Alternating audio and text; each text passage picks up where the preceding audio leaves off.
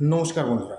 আজকের ভিডিওতে যে কটা স্টক নিয়ে ডিসকাস করা হবে তার প্রত্যেকটি স্টক মিড টার্মের জন্য এবং সুইং ট্রেডিংয়ের জন্য কিন্তু ওয়াচ লিস্টে রাখা যেতে পারে। এরপরে ভিডিওর প্রথম থেকে শেষ পর্যন্ত অবশ্যই দেখবেন, কারণ এখানে যে স্টকগুলোর টেকনিক্যাল চার্ট নিয়ে ডিসকাস করা হচ্ছে সেখানে কিন্তু ভালো একটা এডুকেশন পাওয়া যাবে।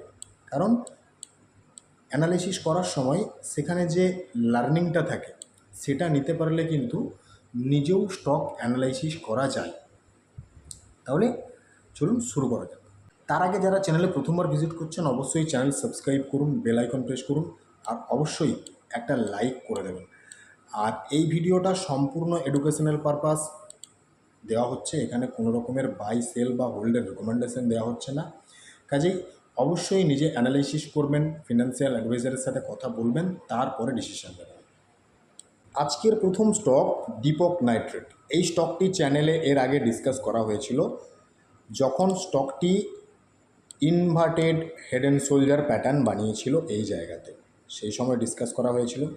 এবং ইনভার্টেড হেড অ্যান্ড শোল্ডারের যে প্যাটার্ন বানিয়েছিল তার যে টার্গেট, সেই টার্গেট কিন্তু স্টকটি অ্যাচিভ করে এবং অ্যাচিভ করার পরে স্টকটি কিন্তু আবার এখানে একটা পুল ব্যাক দেখিয়েছে। যদি এইখানের এই জায়গাটাকে আমরা একটু মার্ক করে নিই, এই প্রাইস রেঞ্জটাকে, এবং এটাকে যদি ওপরে আমরা শিফট করি তাহলে দেখা যাচ্ছে প্রপারলি তার যে টার্গেট সেই টার্গেট কিন্তু অ্যাচিভ করেছে। কাজেই টেকনিক্যাল চার্ট কত সুন্দর কথা বলে এই চার্ট দেখলে খুব ভালো বোঝা যাবে। এরপরে এই স্টকটিকে ওয়াচ লিস্টে আবার কেন রাখা যেতে পারে, কেন সিলেক্ট করা হয়েছে স্টকটিকে, সেটি নিয়ে ডিসকাস করি। সেটার জন্য চলে যাব প্রথমেই আমরা উইকলি চার্টে, কারণ এই স্টকটির মেন যে অ্যানালাইসিস সেটা হবে উইকলিতে, কারণ এই স্টকটির ভিউ থাকবে মিড টার্ম এবং লং টার্মে। দীপক নাইট্রেটের উইকলি চার্টে এখন রয়েছে। উইকলি চার্টে একটা খুব সুন্দর সিনারিও তৈরি হচ্ছে, যেটা ডেলি চার্টে দেখেছিলাম যে এখানে একটা inverted head and shoulder pattern বানিয়েছিল, যে প্যাটার্নটাকে ব্রেকআউট দিয়েছিল এবং তার টার্গেটকে অ্যাচিভ করেছিল। এরপরে এই জায়গাটাকে যদি মার্ক করে নেওয়া হয় তাহলে কি দেখা যাচ্ছে, 2021-এর অক্টোবরে একটা হাই লাগিয়েছিল যেটা তার অল টাইম হাই ছিল। সেই অল টাইম হাইকে এখানে ব্রেকআউট দিল, ব্রেকআউট দিয়ে সাস্টেন করলো না, নিচে পুল ব্যাক দেখালো। যখন কোনো স্টক তার অল টাইম হাইকে চ্যালেঞ্জ করে তখন এই ধরনের সিনারিও যদি আসে সেটা কিন্তু খুব ভালো একটা সিনারিও, কারণ এখান থেকে নেক্সট যখন স্টকটি আবার ওপরে যাবে তখন কিন্তু হিউজ র্যালি দেওয়ার সম্ভাবনা থাকে। কাজেই এটা কিন্তু একটা বেটার সাইন। এরপরে এখানে উইকলিতে আরেকটা দারুণ সিনারিও তৈরি করেছে, যে কারণে মনে হচ্ছে স্টকটি তার যে প্রিভিয়াস হাই বানিয়েছিল এবং তার যে অল টাইম হাই, সেই অল টাইমকে ব্রেক করে আবার নতুন হাই বানানোর দিকে এগোতে পারে। সেটা হচ্ছে যদি এই জায়গাটাকে মার্ক করা হয়, এখানে কিন্তু একটা দারুণ প্যাটার্ন দেখা যাবে। সেই প্যাটার্নটা হচ্ছে বুলিশ ফ্ল্যাগ প্যাটার্ন। যদি এই জায়গাটাকে মার্ক করে নিই তাহলে দেখা যাচ্ছে এখানে কিন্তু একটা বুলিশ ফ্ল্যাগ প্যাটার্ন তৈরি করেছে। এবং যখন কোনো স্টক এই ধরনের বুলিশ ফ্ল্যাগ প্যাটার্ন তৈরি করে এবং সেই বুলিশ ফ্ল্যাগ প্যাটার্নকে যদি ব্রেকআউট দিয়ে ওপরে যায় তাহলে কিন্তু দারুণ র্যালি দেয়। কারণ হচ্ছে কি, ওই ফ্ল্যাগ প্যাটার্নের ব্রেকআউট দিলে টার্গেটটা কোথায় হয়, তার যেটা পোল, সেই পোলটা কিন্তু হয়ে যায় টার্গেট। তো এই পোলটাকে যদি এখানে ওপরে শিফট করে দেওয়া হয় তাহলে এখানে কিন্তু একটা দারুণ টার্গেট দেখা যাবে।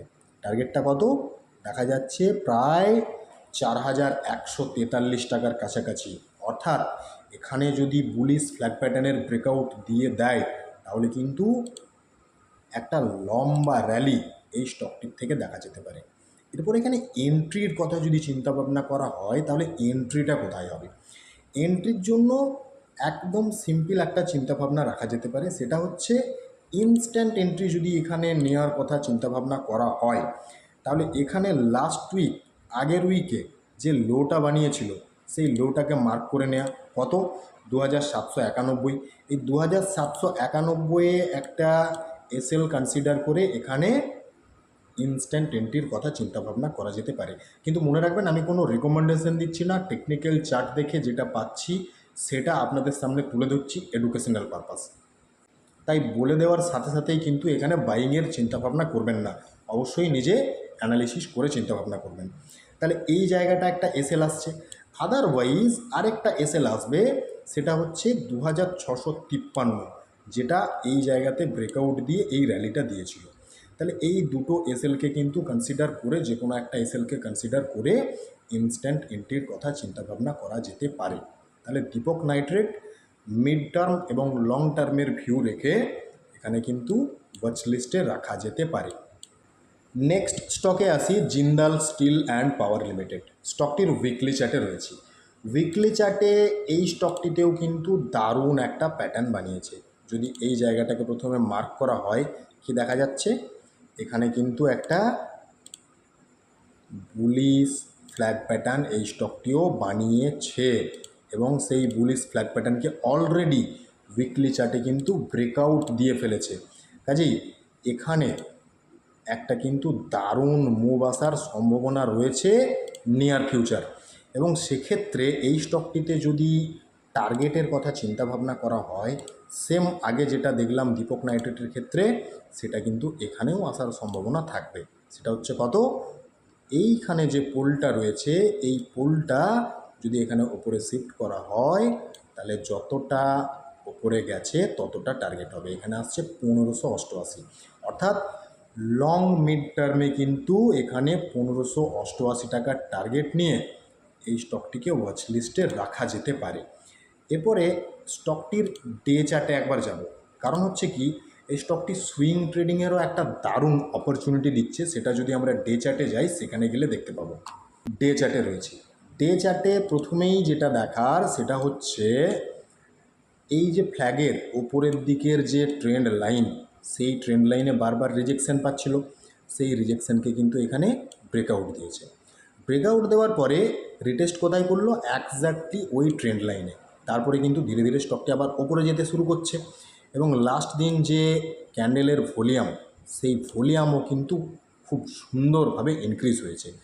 সেই সাথে উইকলি চার্টে যেরকম আমরা একটা ফ্ল্যাগ প্যাটার্ন দেখতে পেলাম, এখানে ডে চার্টেও কিন্তু একটা ফ্ল্যাগ প্যাটার্ন দেখা যাচ্ছে, যে ফ্ল্যাগ প্যাটার্নটাকে কিন্তু ব্রেকআউট দেওয়ার মুখে দাঁড়িয়ে রয়েছে।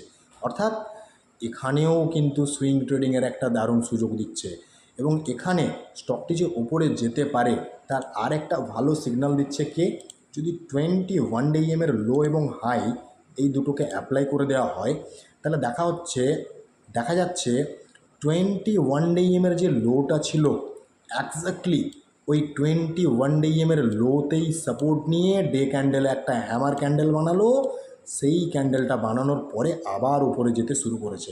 কাজেই এখানে কিন্তু একটা ইনস্ট্যান্ট এন্ট্রির জায়গা তৈরি হচ্ছে। সেটা কোথায়, সেটা হচ্ছে এই হ্যামার ক্যান্ডেল যেটা বানিয়েছে, এবং 21 ডে ইএমের লোটা যে জায়গাতে রয়েছে 947 বা 945, এই জায়গাটাতে এসএল কনসিডার করে একটা ইনস্ট্যান্ট এন্ট্রির কথা চিন্তাভাবনা করা যেতে পারে। আবারও বলছি, আমি কোনো রেকমেন্ডেশন দিচ্ছি না, আমি আমার যে টেকনিক্যাল ভিউ, সেই ভিউ আপনাদের সাথে এডুকেশনাল পারপাস শেয়ার করে নিচ্ছি। আচ্ছা, যারা এখনও চ্যানেল সাবস্ক্রাইব করেননি, বেল আইকন প্রেস করেননি, অবশ্যই করে দিন। লাইকটা অবশ্যই করে দেবেন, আর ভিডিওটাকে অবশ্যই এডুকেশনাল পারপাস নেবেন। এখানে যে এডুকেশনটা আসছে সেইটাকে নেবার চেষ্টা করবেন। নেক্সট স্টকে আসি, ফর্টিস হেলথ কেয়ার লিমিটেড। এই স্টকটিকে সুইং ট্রেডিংয়ের জন্য সিলেক্ট করা হয়েছে। এবার কেন সিলেক্ট করা হয়েছে সেটা একটু দেখে নিই। এই জায়গাতে একটা ট্রেন্ড লাইন ড্র করা হলো। কি দেখা যাচ্ছে, স্টকটি এই ট্রেন্ড লাইনে এর আগে 3বার রিজেকশন পেয়েছে, একবার, দুবার, তিনবার রিজেকশন পাওয়ার পরে এখানে ফাইনালি ব্রেকআউট দিল। ব্রেকআউট দেওয়ার পরে এই যে ট্রেন্ড লাইন, এই ট্রেন্ড লাইনেই সাপোর্ট নিয়ে কিন্তু স্টকটি আবার ওপরের দিকে যাওয়ার চেষ্টা করছে। সেই সাথে আর একটা জায়গা যদি আমরা একটু মার্ক করে নিই, এখানে কিন্তু একটা বিশেষ প্যাটার্নের ব্রেকআউট দিয়েছে স্টকটি। সেটা হচ্ছে কাপ অ্যান্ড হ্যান্ডেল প্যাটার্ন। কাপটা ড্র করলাম, এরপরে যদি এখানে এই জায়গাটাতে ড্র করি, এখানে দেখা যাচ্ছে তার হ্যান্ডেলটা। তাহলে কাপ অ্যান্ড হ্যান্ডেল প্যাটার্নের ব্রেকআউট দিয়ে কিন্তু ওপরে সাস্টেন্ড করছে, যেটা কিন্তু এই স্টকটির জন্য একটা পজিটিভ ইন্ডিকেশন। এরপরে আর একটা বিষয় এখানে দেখার আছে, সেটা হচ্ছে স্টকটি যখন কাপ অ্যান্ড হ্যান্ডেল প্যাটার্নকে ব্রেকআউট দিয়েছে, তখন দেখুন ভলিউম কত সুন্দরভাবে ইনক্রিজ হয়েছে এই জায়গাতে। সিমিলারলি স্টকটিতে কিন্তু ইদানিং যে র্যালিটা দিচ্ছে এই জায়গাতে, এখানে কিন্তু ভলিউম দেখা যাচ্ছে দারুণভাবে ইনক্রিজ করছে। কাজেই এই স্টকটিতে কিন্তু এখনও উপরের দিকে যাওয়ার মতন পোটেনশিয়াল আছে বলে আমার পার্সোনালি মনে হচ্ছে। এবার আপনারা আপনাদের অ্যানালিসিস করে কিন্তু ডিসিশান নেবেন। তাহলে এই জায়গাটা দেখা গেল। এখন এন্ট্রির জায়গা যদি চিন্তাভাবনা করা হয়, তাহলে এন্ট্রিটা কোথায় আসবে? এন্ট্রি করার জন্য প্রথমেই দুটো জায়গা মার্ক করতে হবে। প্রথমত হচ্ছে এখানে যে হাই বানিয়েছিল 561, এবং সেকেন্ড যে জায়গাটাকে মার্ক করা হবে সেটা হচ্ছে যে জায়গাতে রিসেন্টলি স্টকটি বেশ কয়েকবার সাপোর্ট নিয়ে ফেলেছে। ওপরের দিকে 561, নিচের দিকে 534। এখানে ইনস্ট্যান্ট এন্ট্রির কথা একটা চিন্তাভাবনা করা যেতে পারে। সেক্ষেত্রে এই 534-এর কাছাকাছি জায়গাতে এসএল কনসিডার করে ইনস্ট্যান্ট এন্ট্রির কথা চিন্তাভাবনা করা যেতে পারে। আদারওয়াইজ এই যে ট্রেন্ড লাইন, যে ট্রেন্ড লাইনটা ব্রেক করেছিল এবং যেটাতে বারে বারে সাপোর্ট নিয়েছে, এই ট্রেন্ড লাইনেও কিন্তু একটা এসএল সেট করা যেতে পারে। দুটো জায়গায় এসএল রয়েছে, যে জায়গাটাতে আপনাদের সুটেবল মনে হবে সেই জায়গাতে এসএল সেট করতে পারেন। আমি কোনো রিকমেন্ডেশন দিচ্ছি না, আমি আমার টেকনিক্যাল ভিউ আপনাদের সাথে শেয়ার করছি। তাহলে এই জায়গাটা এলো। আদারওয়াইজ আর একটা সিনারিও এখানে হতে পারে, সেটা হচ্ছে প্রপারলি যদি ব্রেকআউট দেয় এই 561-র ওপরে একটা ভালো গ্রিন কালারের ক্যান্ডেলে, যদি ডে ক্যান্ডেলে ব্রেকআউট দেয় এবং এখানে যদি একটা খুব সুন্দর ভলিউম ক্রিয়েট করে, তাহলে এই 561-র ওপরেই কিন্তু একটা এন্ট্রির জায়গা আসতে পারে। তাহলে Fortis health care limited watch লিস্টে রাখা যেতে পারে সুইং ট্রেডিংয়ের জন্য। নেক্সট এবং লাস্ট স্টকে আসি, ক্যাস্ট্রল ইন্ডিয়া লিমিটেড। এই স্টকটিকে সিলেক্ট করা হয়েছে সুইং ট্রেডিংয়ের জন্য। প্রথমেই একটা জায়গাকে মার্ক করতে হবে, সেটা হচ্ছে যদি এই জায়গাটাকে মার্ক করা হয়, কি দেখা যাচ্ছে এই জায়গাটি কিন্তু স্টকটির জন্য একটা রিজেকশন ছিল, এবং যে রিজেকশনটাকে কিন্তু দারুণ একটা গ্রিন কালারের ক্যান্ডেলে ব্রেকআউট দেয় এবং ওপরে সাস্টেন্ড করে। তাহলে এখানে একটা সুন্দর ব্রেকআউট পাওয়া গেছিলো। যখন ব্রেকআউটটা দিয়েছিল সেই সময় কিন্তু একটা বিশেষ প্যাটার্ন তৈরি করে ব্রেকআউট দিয়েছিল। যদি এই জায়গাটাকে মার্ক করে নেওয়া হয়, তাহলে কি দেখা যাচ্ছে এখানে কিন্তু একটা রাউন্ডিং বটম বানিয়েছিল এবং যে রাউন্ডিং বটমটাকে ব্রেকআউট দিয়েছিল। ব্রেকআউট দেওয়ার পরে স্টকটি যখন রিটেস্ট করতে আসে, তখন রিটেস্ট কোথায় করলো? এক্স্যাক্টলি ওই লাইনেই 230। তারপরে স্টকটি কিন্তু আবার ধীরে ধীরে ওপরে যেতে শুরু করেছে এবং তার লোগুলোকে ওপরে কিন্তু শিফট করতে শুরু করেছে, যেটা কিন্তু ক্যাস্ট্রল ইন্ডিয়ার জন্য খুব পজিটিভ একটা ইন্ডিকেশন। এরপরে একটা বিষয় এখানে দেখার আছে, যখন এখানে রাউন্ডিং বটম প্যাটার্ন বানিয়েছিল, সেই বটম প্যাটার্নের যে টার্গেট, সেই টার্গেট কি অ্যাচিভ করতে পেরেছিল? আমরা এখানে প্রাইস রেঞ্জটাকে ওপরে নিয়ে গেলাম, নিয়ে যাওয়ার পর কি দেখা যাচ্ছে এক্স্যাক্টলি যেটা তার টার্গেট ছিল সেই টার্গেটকে হিট করেই কিন্তু রিজেকশনটা পেয়েছিল। অর্থাৎ এখানেও টেকনিক্যাল চার্ট কিন্তু দারুণভাবে কথা বলছে। এরপরে যদি রিসেন্ট স্টকটি যে জায়গার মধ্যে রয়েছে এই জায়গাটাকে আমরা একটু মার্ক করি, তাহলে এখানে আবার একটা কিন্তু ভালো সিনারিও দেখা যাচ্ছে। সেটা হচ্ছে স্টকটি এখানে একটা বক্স ক্রিয়েট করেছে। যদি এই জায়গাটাকে মার্ক করে নেওয়া হয়, কি দেখা যাচ্ছে? দেখা যাচ্ছে এখানে একটা বক্স ক্রিয়েট করেছে এবং বক্সের ওপরের দিকটাতে রিজেকশন পাচ্ছে এবং নিচের দিকটাতে সাপোর্টের কাজ করছে, যদি এই জায়গাটাতে দেখি। কিন্তু রিসেন্টলি স্টকটি যখন ওপরের দিকে যাওয়ার চেষ্টা করছে, তখন কিন্তু সে তারা লোগুলোকে ব্রেক করছে না। লাস্ট যে লোটা বানাচ্ছে সেই লোটাকে কিন্তু শিফট করে ওপরে নিয়ে চলে যাচ্ছে। সেই সাথে আর একটা বিষয়ও এখানে দেখার আছে, চার্ট একটু যদি বড় করি খুব ভালো দেখা যাবে। সেটা হচ্ছে স্টকটি যখন কোনো গ্রিন কালারের ক্যান্ডেল তৈরি করছে, তখন কিন্তু ভলিউমটা দারুণভাবে ইনক্রিজ করছে, এখানে যেটা দেখা যাচ্ছে। এবং যখন স্টকটি নিচের দিকে আসছে, তখন কিন্তু ভলিউম ডিসক্রিজ হয়ে যাচ্ছে। আবার সেম একই জিনিস এখানেও দেখতে পাচ্ছি, যখন এখানে ওপরে গেল ভলিউম দারুণ ক্রিয়েট করলো, কিন্তু যখন নিচে আসছে এখানে ভলিউম ডিক্রিজ হচ্ছে। কাজে এখানে কিন্তু উপরের দিকে যাবে এরকম একটা সিনারিও তৈরি করছে বলে আমি মনে করি। এরপর স্টকটিতে এন্ট্রির জায়গা কোথায় হতে পারে? এন্ট্রির জন্য প্রথমেই যেটা করব সেটা হচ্ছে 21 ডে ইএমএটাকে আগে অ্যাপ্লাই করব। 21 ডে ইএমএটাকে অ্যাপ্লাই করলে দেখা যাচ্ছে 21 ডে ইএমের যে হাই, সেই হাইকে ব্রেকডাউন দিয়েছে এবং সেখানে রিজেকশন পেয়েছে লাস্ট ক্যান্ডেলে।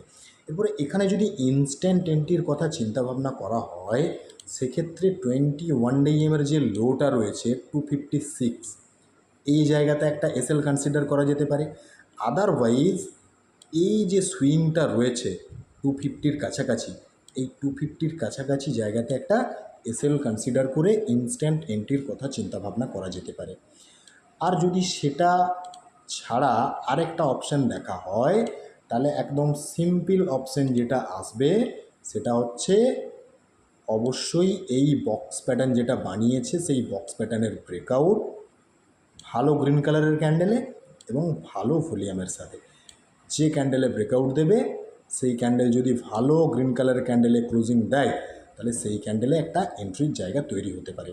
এরপরে এখানে টার্গেটের কথা যদি চিন্তাভাবনা করা হয়, টার্গেটটা কত আসবে? টার্গেট আসার জন্য এই বক্সের যে রেঞ্জ, সেই রেঞ্জটাকে প্রথমে আমরা ক্যালকুলেট করে নেব কত আসছে, 14%-এর কাছাকাছি, এবং এটাকে উপরে শিফট করে দেব। উপরে শিফট করার পর কি দেখা যাচ্ছে 311। তাহলে 311 টাকার টার্গেটে স্টকটিকে ওয়াচ লিস্টে রাখা যেতে পারে সুইং ট্রেডিংয়ের জন্য। বাকি এই ভিডিও থেকে কোনো রকমের বাই সেল বা হোল্ডের রেকমেন্ডেশন দেওয়া হচ্ছে না। অবশ্যই নিজের ফিনান্সিয়াল অ্যাডভাইজারের সাথে কথা বলবেন, তারপরে ডিসিশন নেবেন। ধন্যবাদ।